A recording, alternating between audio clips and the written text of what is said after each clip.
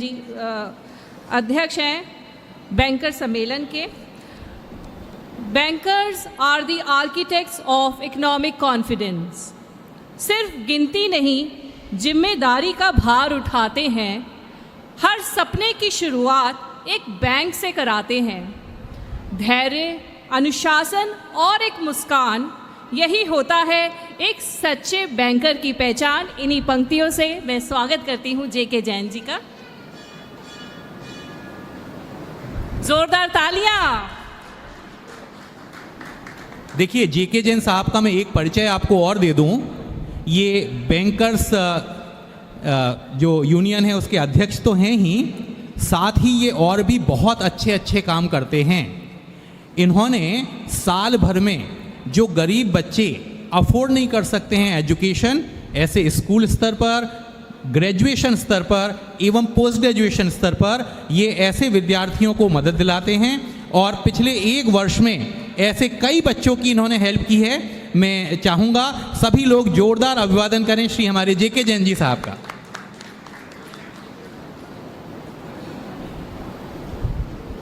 धन्यवाद रितेश जी।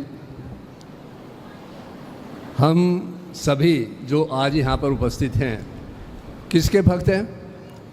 किसके भक्त हैं?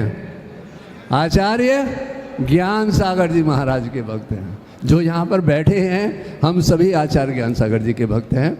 तो एक बार बनता है कि हम जोरदार जयकारा लगाएं। बोलो आचार्य ज्ञान सागर जी महाराज की, अंतस्मति माता जी की। मैं सबसे पहले सभी से पूछना चाहूँगा कि आचार्य श्री का जन्म कब हुआ था? कब हुआ था आचार्य श्री का जन्म? किसी को पता है? हम सभी आचार्य श्री के भक्त हैं। कब हुआ था उनका जन्म? चलिए मैं बता देता हूँ। 1 मई 1957 को। अब 1 मई का दिन किस चीज़ के लिए जाना जाता है? श्रमिक दिवस के लिए। बिल्कुल ठीक कहा कि ये श्रमिक दिवस के रूप में जाना जाता है। और मैं यदि ये कहूँ कि आचार्य श्री ने एक श्रमिक के रूप में अपना जीवन इस समाज के लिए, इस युवाओं के लिए, इस बच्चों को धार्मिक भावना देने के लिए, समाज के उत्थान के लिए समर्पित किया, तो मैं समझता हूँ कोई अतिशयोक्ति नहीं होगी। सभी इस बात, मेरी बात से सहमत हो गए। सबसे बड़ा उदाहरण उनका है सराक में जाकर। ऐसे सराक बंधु जो हमारे जैन मार्ग से विचलित हो गए थे, वो मुख्य धारा से अलग हो गए थे, उनको वहाँ के जो आपके उड़ीसा है, जो बिहार है, जो आपका जो है दूसरे बिहार क्षेत्र में है, 2 वर्ष तक वहाँ जाकर आचार्य श्री ने निरंतर 2 साल चतुर्मास वहाँ के बिहार जंगलों में किया, जहाँ पर बैठने का उचित स्थान भी नहीं था। और आपको ये जानकर ताज्जुब होगा कि वहाँ के 100, 200, 400, 500, 1000, 2000 व्यक्ति नहीं, 2 लाख से भी अधिक व्यक्ति जो सराक क्षेत्र के थे वो जैन धर्म से अलग हो गए थे। उन सभी 2 लाख व्यक्तियों को, 2 लाख से भी ज़्यादा व्यक्तियों को वो जैन मुख्य धारा में वापस लेके आए। आज वही कार्य उसको और समर्पण देने के लिए और आगे बढ़ाने के लिए आज आचार्य श्री नहीं हैं, परंतु उनके शिष्य, चाहे वो मंजुला दीदी हो, पिछले 1 साल से निरंतर वो उसी क्षेत्र में रहकर उस समाज की सेवा कर रही है और वहाँ पर ज्ञान तीर्थ बनाने की और दूसरे जो है कार्य करने की। और मैं आपको बता दूं कि आचार्य ज्ञान सागर जी महाराज जो सम्मेद शिखर गए थे, वो भी वहाँ से उसी क्षेत्र में वहाँ पर पहुँच चुके हैं। और जहाँ तक मैं समझता हूँ शायद अगला चतुर्मास उनका भी उसी बीहड़ स्थानों में हो। तो ये है आचार्य ज्ञान सागर जी महाराज, और उनके जो शिष्य हैं वो उनकी परंपरा को उसी प्रकार से आगे ले जाने की कोशिश कर रहे हैं। चलिए अब मैं आता हूँ कि मेरा आचार्य श्री ज्ञान सागर जी महाराज से मुझे रितेश जी ने 15 मिनट का समय दिया है, मैं कोशिश करूंगा कि 15 मिनट के समय में ही अपने उस कार्य को जो है अपने उद्बोधन को समाप्त कर दूं। तो सन 1995 में सर्वप्रथम मैंने आचार्य जी के दर्शन मेरठ में किए और मेरठ में वहाँ उन्हें जहाँ हम रहते थे शास्त्री नगर में, वहाँ उनको जो है अनुरोध करके लेके आए और लगभग 1 हफ्ता जो है वहाँ पर रहे। तो जो धर्म प्रभावना उनके वहाँ रहने पर उस क्षेत्र में वही वो मैं जानता हूँ कि हमें अपने घर शास्त्री नगर में ही हमें सौभाग्य प्राप्त हुआ उन्हें आहार देने का। और मैं जानता हूँ कि जो उनकी छवि है, उनकी जो कृति है, उसमें उस दिन मेरे घर में लगभग 150 व्यक्तियों ने आचार्य श्री को आहार दिया था। जो मेरठ के मेयर थे वो भी उन्हें वहाँ पर आहार देने के लिए आए थे। जो मैं कहते ना कि आचार्य श्री को एक अक्षीण रिद्धि प्राप्त थी, वो वहाँ मैंने साक्षात देखी। उसी चौके में लगभग 100 से भी ज़्यादा परिवारों ने खाना खाया और हमें पता भी नहीं, हमने कभी सोचा भी नहीं था कि हमारे एक छोटे से मकान में 100 व्यक्ति उस आचार्य श्री के आहार के समय जो है हमारे घर में भोजन करके जाएंगे। तो ये सिर्फ उनकी अक्षीण रिद्धि जो उनके प्राप्त थी, ये उसी का प्रणाम था। जो कहते हैं आचार्य श्री ज्ञान सागर जी के चरण छपते हैं, हमारे घर में चरण छपे और लगभग 15 दिन तक मैंने उस पटरे को वहीं पर उसी स्थान पर वैसे ही रखा। लगातार 15 दिन तक भीड़ लगी रहती थी वहाँ पर, उनके पैर छपने को देखने के लिए वहाँ पर भीड़ लगी रहती थी। तो ये कोई चमत्कार मैं ऐसा नहीं बता रहा कि मैं कह देते हैं कि हाँ चमत्कार हुआ, ये मैंने खुद अपनी आँखों से देखा है। जो कहते हैं केसर बरसी है, मेरी अपनी गाड़ी के ऊपर जो पोर्च में खड़ी थी वो पूरी केसर से मतलब वहाँ पूरी पीली पीली वहाँ पर हो गई। छत पर जाकर मैं जरा वहाँ पर केसर है तो लोग देखने आते थे कि किस प्रकार से केसर की वर्षा, वो चीज़ मैंने साक्षात अपने घर में देखी थी। अब मैं आता हूँ अपने बैंकिंग फोरम की ओर। आचार्य श्री से वैसे तो सन 95 से ही हम संपर्क में रहे, बराबर उनसे रहा और पता था कि जेके जैन स्टेट बैंक में हैं, परंतु उसके बाद वो जब एनसीआर दिल्ली के बाद वो लगभग 8 वर्ष तक जो है फिर जो है बाहर सब जो है साउथ हो, चाहे जो है मुंबई हो, चाहे सूरत हो, चाहे बेंगलोर हो, वहाँ का भ्रमण उन्होंने किया। और उस भ्रमण के बाद वर्ष 2013 में वो वापस दिल्ली में वहाँ पर लौट के आए। तो जब दिल्ली में मुझे याद है 2013 में जब मैं उनके दर्शन के लिए गया तो उन्होंने कहा कि जेके जैन बहुत हो गया, अब इस जैन बैंकर फोरम को तुम्हें अखिल भारतीय स्तर पर चालू करना है। मैं उनको आश्वासन देकर आया कि आचार्य श्री मैं ज़रूर मेहनत करूंगा और कोशिश करूंगा कि हम इस जैन बैंकर फोरम को अखिल भारतीय स्तर पर स्थापित करें। आपको ताज्जुब होगा, और ये सिर्फ आचार्य श्री का आशीर्वाद था, उनकी जो है प्रभावना थी कि हम मात्र 5 महीने में हमने लगभग 5000 जैन बैंकर्सों को ऑल इंडिया लेवल पर अपने साथ जोड़ा। आचार्य श्री ने कहा कि तुम्हें इन्हें जोड़ना ही नहीं है, इनकी एक स्मारिका क्या बोलते हैं उसको, जो उन सबके नाम जब आते हैं तो वो भी आपको छपवानी है। मैंने 500 किताबें वो छपवा कर वो यहाँ पर वितरित की। और सबसे पहला वार्षिक अधिवेशन अखिल भारतीय स्तर पर हमने बाहुबली एनक्लेव को में 27 अक्टूबर 2013 में सबसे पहला अधिवेशन हमने वहाँ पर किया। और वहाँ पर पहले अधिवेशन में ही हमारे चीफ गेस्ट के रूप में सिंडिकेट बैंक के चेयरमैन वो वहाँ पर जो है वहाँ पर आए, उन्होंने वहाँ पर जो है सभापति की एज मुख्य अतिथि के रूप में।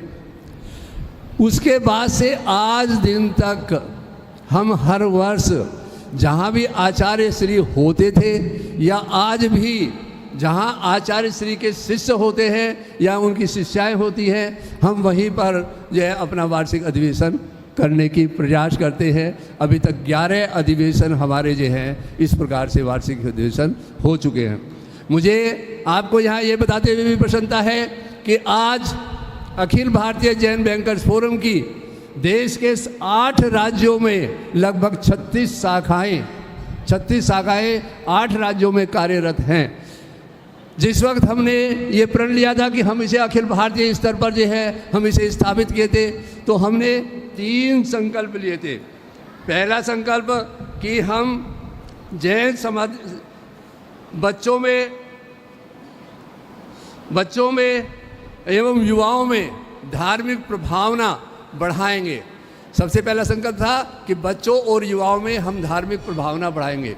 इसके लिए हम क्या करते हैं कि हमारी शाखा स्तर पर सभी जो 36 शाखाएँ हैं, शाखा स्तर पर बच्चों की विभिन्न आयोजन पर, चाहे वो जो है महावीर जयंती हो, चाहे वो निर्वाण अवसर हो, चाहे आदिनाथ जयंती हो, तो उस पर धार्मिक प्रश्नोत्तरी प्रतियोगिता करती है। केवल धार्मिक प्रश्नोत्तरी प्रतियोगिता नहीं करती है, बल्कि उससे पहले उनसे संबंधित, चाहे वो आचार्य ज्ञान सागर के ऊपर हो, चाहे भगवान महावीर के ऊपर, उससे संबंधित प्रश्नोत्तरी उनके पास भेजते थे 100%, 150% कि आप इन्हें याद करिए, ताकि केवल वो प्रश्न के उत्तर न दे, उनको उसके बारे में जानकारी भी हो कि हाँ एक्चुअल में महावीर भगवान कौन है, आचार्य ज्ञान सागर जी महाराज कौन है। दूसरा कार्य था कि हम जैन समाज के सदस्यों को, सबसे बड़ी परेशानी क्या जैन समाज के सदस्यों में आती है कि हमारे जैन समाज के सदस्य अपनी समस्याएं लेकर बैंक में नहीं जाते, इधर से उधर परेशान होते रहेंगे, परंतु कभी बैंक में नहीं जाते। कभी उन्हें कोई ऋण की ज़रूरत होती है, कोई लोन की ज़रूरत होती है, उधर उधर पहले तो लोन लेने में संकोच करते हैं, परंतु यदि ज़रूरत होती है परंतु वो बैंक में जाने में संकोच करते हैं। तो हमने इस फोरम के माध्यम से, हमारी शाखाएं क्या करती हैं कि बैंकिंग संगोष्ठियाँ, चाहे वो किसी भी साधु हैं, उनके जो है तत्वाधान में हम वो बैंकिंग संगोष्ठियाँ करते हैं। और बैंकिंग संगोष्ठी में सबसे पहले हम उन्हें बैंक संबंधी जानकारी देते हैं, फिर उसके बाद जो उनकी बैंक से संबंधित समस्याएं हो, चाहे वो किसी भी बैंक की हो, उससे संबंधित हम समस्याओं का जो है उनका निराकरण उनसे पहले पूछते हैं। और यदि उनका समस्याओं का समाधान वहीं हो सकता है तो हम वहीं करते हैं, नहीं हो सकता है तो बाद में उसका हम समाधान करते हैं।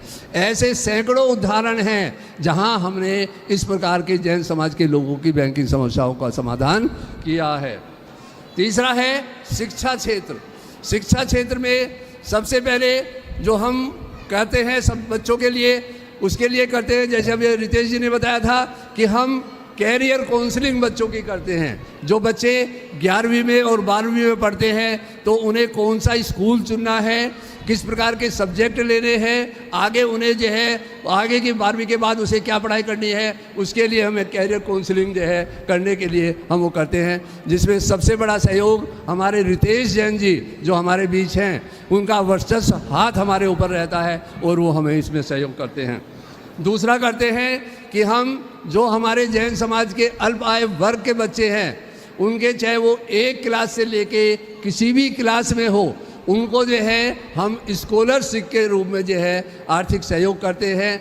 और मुझे ये बताते हुए प्रसन्नता है कि हम ऐसे बच्चों के लगभग 100 से 120 बच्चों को हर वर्ष जो है ये स्कॉलरशिप देते हैं।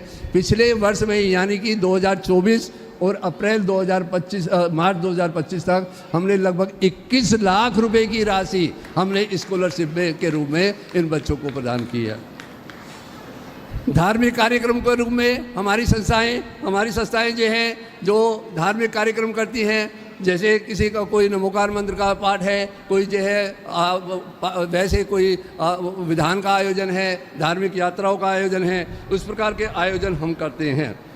यहाँ पर जैन समाज के संकट के समय भी हमारी ये फोरम की शाखाएं सामने आती हैं। मैं 2 उदाहरण इसमें देना चाहूँगा कि एक अभी हमारे पास भोपाल से एक आया कि उसको जो है उसको किसी जैन समाज के व्यक्ति को कैंसर है और कैंसर की वजह से वो उसे अफोर्ड नहीं कर पा रहा है। तो हमारी सभी शाखाओं ने एकत्रित करके लगभग 1.5 लाख से भी ऊपर की राशि उसको वहाँ पर भेजी ताकि वो जो है अपने कैंसर का उपचार करा सके। ऐसे ही खेकड़ा का कैंसर का जो था मरीज, उसको भी हम हर महीने वो पैसा भिजवा रहे हैं। साथ ही हमारे द्वारा एक जैन लड़की का भी हमारे द्वारा करीब वहाँ पर जो है वैशाली क्षेत्र में ही हमारे द्वारा उसका विवाह कराया गया, जिसमें लगभग 5 लाख रुपए की राशि हमारे जैन बैंकर फोरम के सदस्यों और एकत्रित करके उसको हमने करवाया। अब मैं यहाँ पर यदि ये कहूँ कि सभी जैनाचार्य और सभी आचार्यों में एक ज्ञान सागर जी महाराज एक ऐसे साधु हैं जिनकी दीक्षा किस दिन हुई थी? जिनकी दीक्षा किस दिन हुई थी? महावीर जयंती पर। और निर्वाण किस दिन हुआ? निर्वाण दीपावली के दिन हुआ। निर्वाण जो महावीर भगवान का निर्वाण है उस दिन उनका जो है समाधि हुई। तो ऐसे अकेले इकलौते हमारे ज्ञान सागर जी हैं जो जिनका निर्वाण और दीक्षा समारोह वो महावीर भगवान के जन्म कल्याणक एवं निर्वाण कल्याण के अवसर पर हुआ। हमारा जैन बैंकर्स फोरम के माध्यम से और तीर्थंकर आदिनाथ एजुकेशनल ट्रस्ट के माध्यम से ये प्रयास है कि हम आचार्य श्री की भावनाओं को, आचार्य श्री के प्रयासों को हम निरंतर आगे बढ़ाकर लेकर चले। यही हमारा प्रवास है। इसी के साथ मैं अपनी वाणी को विराम देता हूँ। रितेश जी 15 मिनट से ज़्यादा तो नहीं हुए?